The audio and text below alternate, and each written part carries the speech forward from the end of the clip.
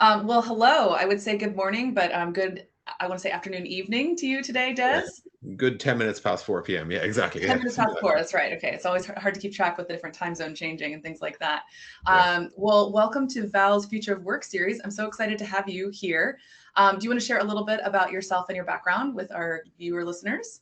Sure. My name is Des Traynor. I am on all the socials as Des Traynor. I'm probably most known, or my entire career has been basically I started a company with three friends 11 years ago called Intercom.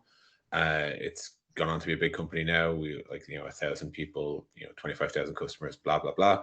And over the years, I've worked in most corners of that, but I'm most at home in product, and that's really where I've built most of my Mm-hmm. career. Now, you started Intercom across kind of time zones. Like you had a team in Yeah. Dublin and a team in San Francisco. So way back when, before working across time zones and all of that was the hotness for startups. Yeah. So tell me a little bit about things that you learned early on, things that were hard then, things that we've kind of figured out now, maybe. Yeah, I don't know if it's definitely the hotness now, but I think the thing we kind of had to come to terms with really quickly was so Owen, who is our CEO and is our CEO, he was in San Francisco. He moved over to raise money and like start the company effectively in San Francisco, while myself and the other two stayed back in Dublin, Kieran and David, and we were like kind of building and managing the product, and I was doing blogging and all that sort of stuff as well, trying to get attention for the product. And very quickly we learned that there's like 3 hours of the day that are the most precious things in the world. The golden hours of 4 p.m., 5 p.m., and 6 p.m. And nothing that isn't really important should get scheduled during that period because it's the only time when Dublin and San Francisco are relatively awake and relatively high energy. And Mm, this the second part matters just as much because we've all done, and like of course in the early days of startup, you can imagine I was doing like 10 or 11 or midnight calls with Owen.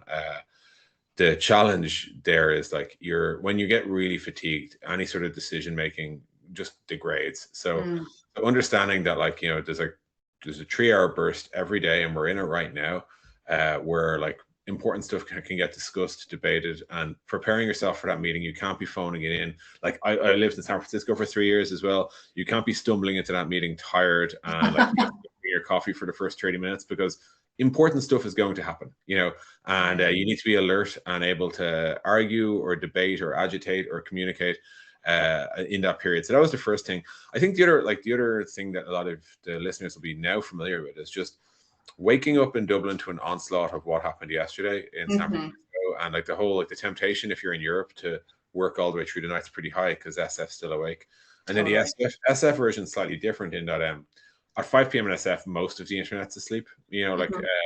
In that like Dublin's Australia is not really active yet, and Europe's gone. Right. So you kind of have this like proper evening. However, Mm. the worst part of waking up in San Francisco is like 9 million mails from all of your colleagues in Europe telling you all about all the shit that's been going wrong, and the chance of you waking up to an outage or a crisis of any sort like is higher as well. So I think we just have to prematurely develop a lot of muscles for these things, as to like Mm. making sure that you got like adequate amount of decision makers in all of the different time zones that you want to cover. That trickles into things like customer support and Mm. escalations, outages, and all that sort of stuff. And then I think the tooling and how you like just you have to make decisions in the absence of everybody. Hmm.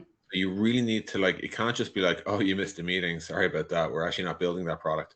Right. Even if the three people who've most skin in the game are in the room together and they make the decision, you have to assume somebody somewhere else in the company needs to know, but also needs to know why, because otherwise it can feel pretty much like decisions handed down from on high. Totally. So if you Yeah. if you wake up in Dublin to a decision made in San Francisco, it can feel disempowering at times, unless it comes with like, here's what we talked about and here's how we got there. And then most of the time, then you're looking for like, hey, yep, okay, they had the weighing scales right. They had all the right stuff Right. on both sides, and they made a call, no problem. And vice Right. versa, like in San Francisco, you often wake up to things like they built what now, and again, it has to be okay as long as you understand it. But there is an obligation that honestly has kind of helped us transition into being hybrid, or the full period where we were full remote in the depths of Mm-hmm. Corona, which is the muscle of just documented decision making. It's important basically. Totally, absolutely. That's one thing that I've really been loving about Vowel. Like we're scattered across 9 different time zones, Mhm. and so one thing that I really love about making decisions at Vowel is when you need people who are across time zones to be, in the loop, maybe they Yeah. can't necessarily be in the meeting. We have a habit of inviting them to the meeting as optional so that they have Yeah. access to the recording and transcript and notes. And so there's always like an easy way to catch up on 2x speed, or just like, let me just look at the notes for like what the decision was, click right Yeah. to that timestamp and see like when they wrote down, this is the decision, what were they Yes. saying? Exactly. So you can get that Yeah. context, because the nuance, the human nuance, you can feel so out of the Yeah. loop. You can feel like, Yeah. well, why did that like one of those Nimrods doing, Yeah, and yeah. then you're in the call, or you're watching the call, and it's like, oh, they had a lot of nuance in how they approached that decision. And it can definitely like do a lot to assuage any ruffled feathers. I'm curious, do you this is both a Vowel question and a Vowel, Yeah. the product and the company. Do you have a specific syntax that you follow when you make a decision in a meeting? Like, let's say you and me decide, hey, we must totally grab coffee next time in San Francisco. Do you write the word decision in all caps, or is there a feature where you record the decision? How does that work? Oh, so decision as a feature is one of the things I'm most excited about getting into. But with product people, you're always excited about like the next innovative, fun feature, when it's like, actually, we need to like eat our vegetables and like put in the, all the little things here and there. So like in terms of like our future innovation, that's where I'm so excited. But for syntax here, we just will do like a quick heading and just decisions, and that's enough to search, as long as everyone has the discipline for doing it, then it's fine. Totally, absolutely. And then you just search. The other thing is, with Vowel search across, transcripts and all that, you just search a keyword and you go right to like where someone was talking about, like, okay, well, we're talking about multi-region support. So what was the decision? I'll just look multi-region and click through the transcript and see the 5 times we mentioned that. And so it's pretty interesting. It's also, yeah, I mean, there's a lot of things there about like how you search information that I found really fascinating at Vowel, because as you think about like search getting good at Google, there's so much like powering like the nuance of like, okay, well, where was the person when they typed that search, and how likely were they to be looking for this versus that, and like all these other things that you really don't have to do when you're all working in the same environment. And when you're storing the information the way humans index information. Because like when I'm thinking about what someone said, or if I said something or things like that, I'm usually thinking about who I said it to or who else heard it, or like, it's always indexed by person. And so Vowel search is all indexed by person. So you like search a term and then like any other person that was in the room, and it like really quickly isolates down to like that conversation. So but I definitely, this is something that, I mean, I've been thinking about decision documentation for years, since we had our first conversation about that. I think talking about how easy it is to get lost in Slack, and there's just no decision product out there that really, documents and keeps that. So yeah.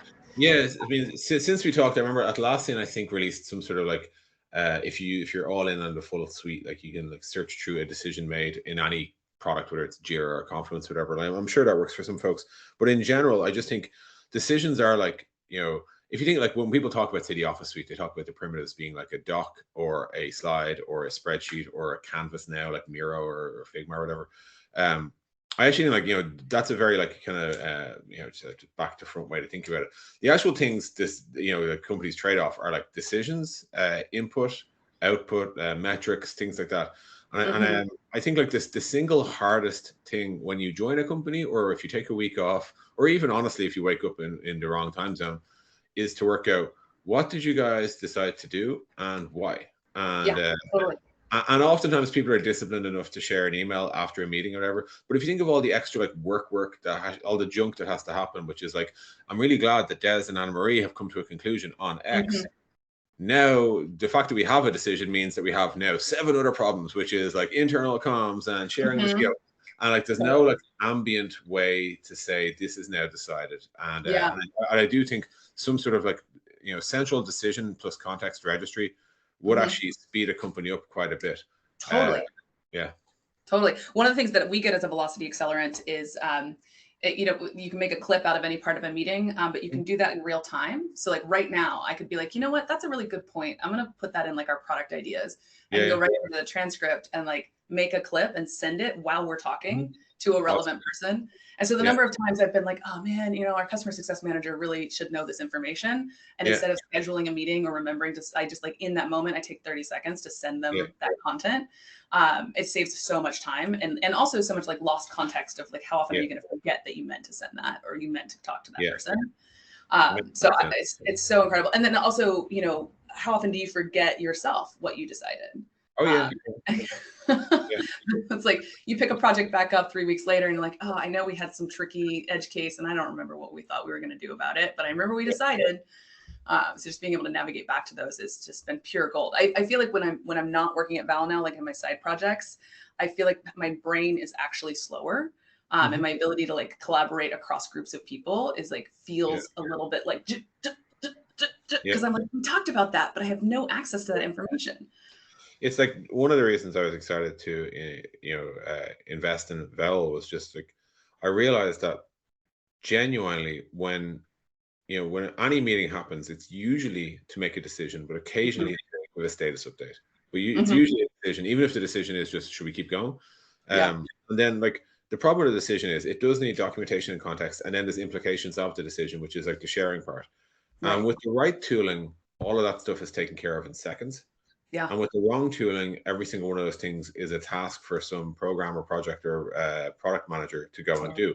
Totally. And like that piece is just like it creates so much work that on a decision that it's like that they become quite expensive. The other side is even if something is just a context only, like hey, FYI, here's the latest on blah, like for sure, I know like the folks at Loom would argue like, hey, we should just send the Loom clip around or whatever, and like that, that half works. But oftentimes people actually want to be live in the context to ask the questions as well. And again, those status updates, while useful, you'd never have a 100-person meeting, but you may well have 100 people interested in how a certain project is going. And there's no real need, there's no real reason why you shouldn't be able to share, hey, here's the 4-second snip where we actually discussed that, and here's we got to. And when I think about the hijinks we'd have to go through to do this with Google Meet or whatever would be shocking. So. Yeah. Well, I'm curious a little bit about how you think about, Intercom enabling and empowering hybrid workplaces, not just being one, but like the product side of that. I think like at the start of this year, we released a major rebuild of our inbox, and one of the core ingredients, like at Intercom, we have this thesis of like next generation software, like the idea being like that, like back in the day when me and you had started our careers, like next gen meant like if you could like something in a B2B SaaS app, that was mind blowing, right? And like that was actually breakthrough shit in 2012, right? Like these days, like what's breakthrough, I think, is like products being multiplayer, AI, ML, keyboard first, dark mode. Like just when you pick up a product like say Linear or something like that, you're like, yep, everything here makes sense, right?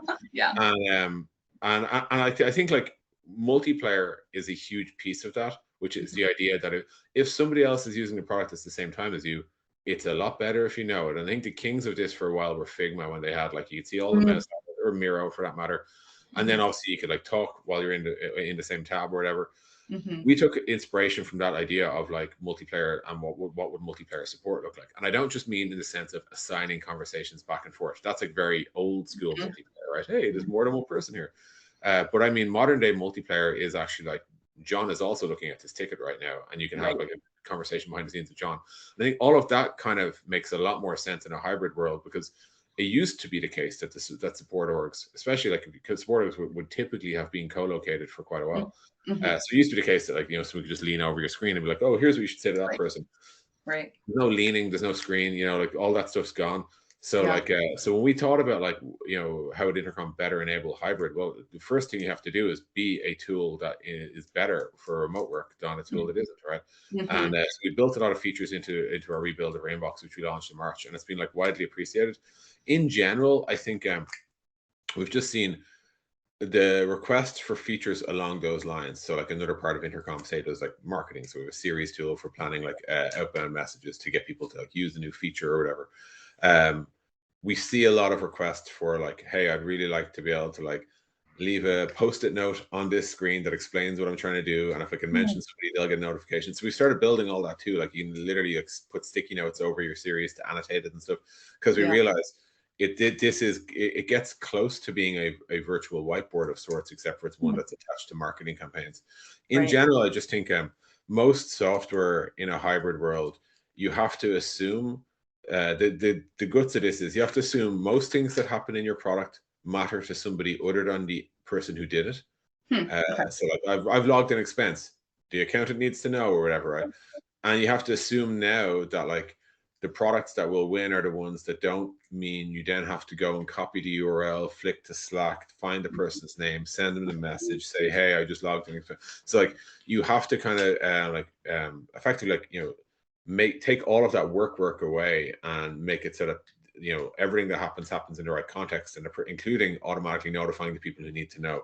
Right. In general, like the mantra of B2B SaaS for me is always like, whenever something is done, the PM has to ask themselves, now that that file is uploaded, appointment is created, mail is sent, whatever it is, who needs to know and what would they want to do about it next? So sometimes, like, Anna-Marie has launched a new project. Do you want to give it feedback? Or like, Des has kicked off a new expense. Do you want to review it? But like, understanding that level of collaboration and understanding it not just in the async sort of ping everyone an email or a Slack, that's useful, and a lot of people don't even get that far. But then understanding it in the actual raw multiplayer, like what if two people are doing something at the same time? Like we get requests for like our email editor to be multiplayer, and like that would be a phenomenal amount of work, but we may have to do it. We're not sure. We'd rather not, but like you can imagine, like people want a Google Doc style interface to everything now, and that's totally that might well be the case. Even you can see it here in our right-hand column here. We've shared notes where we can both like type at the same time. So totally, yeah, we think a lot about that. It's interesting because the language of multiplayer is not one that I've really applied very much in my recent work, but it kind of hits on the thing that we've been talking about a lot, which is just the transition from work to being something that happens here to being something that happens in mediated through a digital interface. Yeah. And I mean, my personal thesis on humanity is that we're well past the point in time at which great things were done by individuals, and now we're into great things being done by great groups of people. And so that intermediary between people being all digital now, because you can assume that almost always people are going to be working across time zones or across locations now. There's always going to be like some other office, some remote employee. Even if you're like entirely in office, you've got like work from home days now. And so that just gives more impetus, but also more opportunity in the software side, because there's so much that's possible when you have a digital interface. Like we think with meetings, it used to be that after a meeting, you relied exclusively on the best note taker for what happened in that meeting, right? And then now there's this huge opportunity where humans are really bad at remembering things. That's like one of our worst skills, right? And computers are amazing at remembering things. It's what they're best at. And so it's a great opportunity to like trade off and be like, okay, computer, you do the remembering for me, and I'll do the work. And that's something that's just like a really, really beautiful way to think about. That is like kind of in conjunction with multiplayer. It's just, what does it mean that we have kind of this digital intermediary all the time? Totally. The other thing I often think about is like how GPT will kind of augment and build bridges for us when it relates to things like searching. Like there's a lot of people who've built really cool products that all they simply do is say, I know you're searching for that word, but that's not the word you mean at all. The word you actually mean was this. And like, if you think about like us replaying this conversation, if I went home tonight and had to like relay it to somebody else, what did you talk to Anna-Marie about? I'll probably end up, trying to recap everything you said, but I won't use the words that come naturally to you. I'll use the words that come naturally to me. Whereas, and that totally destroys the traditional search engine. And we see this happen all the time. So as a result, you ever have that problem where you're searching Google Docs, you're like, what the hell is it? Oh, you called it a setting, not a preference. Oh, like that sort of thing. So like, I think like as we get to like augmenting our brain in loads of different ways and being able to interpret and reinterpret things so that they can be easier to find or easier to construct, I think like, the entire collaboration world will change. Oh, I love that. Well, I want to be mindful of time here. I know we got to hop, but you just had a big launch recently. So I'm curious if there's anything you're kind of excited about, or just like any keynotes from that you want to share. Yeah, thank you for asking. I think the single biggest thing, so the Intercom Messenger is the thing that we're like known and loved for. It's the thing you see everywhere, widely copied, never surpassed. We released a brand new messenger internally. It's our 5th generation of messenger, but we added a phenomenal amount of customization. So like the whole underlying thesis was, this is not our messenger, this is your messenger. So Vowel can have it in its perfect purple with the perfect V logo and all that sort of stuff. Like, and you can, it's got new features in it. You can do like checklists. So when people are onboarding onto Vowel, you can like, set certain goals. It has a news feature, so you can update people about anything like product releases or company updates or anything like that. There's a lot in Messenger, honestly, but customization is the thing. You're going to stop recognizing the Intercom Messenger because it's just going to look like every company has its own beautiful messenger, and that's exactly what we wanted to get to. The other huge release was ticketing. So for the longest time, Intercom was a support product.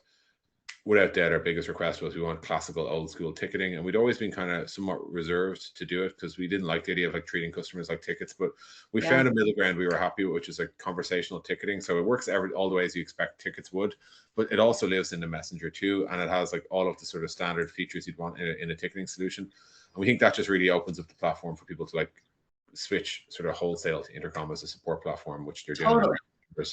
There was 3 other smaller releases that we don't have time to get into. They're mostly on the Engage side of the house and our bot builder as well. But yeah, it was a phenomenal day. It was like, it's cool to do those hybrid online, offline events and see how many people like were blown away by what we built. Totally. Well, I'm really excited to integrate some of those things, especially on the checklist side. So really excited to see some of that. I'm glad you're at the point of your kind of company maturity where your brand doesn't stands on its own, and you don't need it to be in the little dot there at the bottom. Yeah, it will still say that we run on Intercom, but that's a different thing. Awesome. Well, thanks so much for your time today, Des. It was so much fun as always catching up. Chat soon. Chat soon and take care, Annie Marie.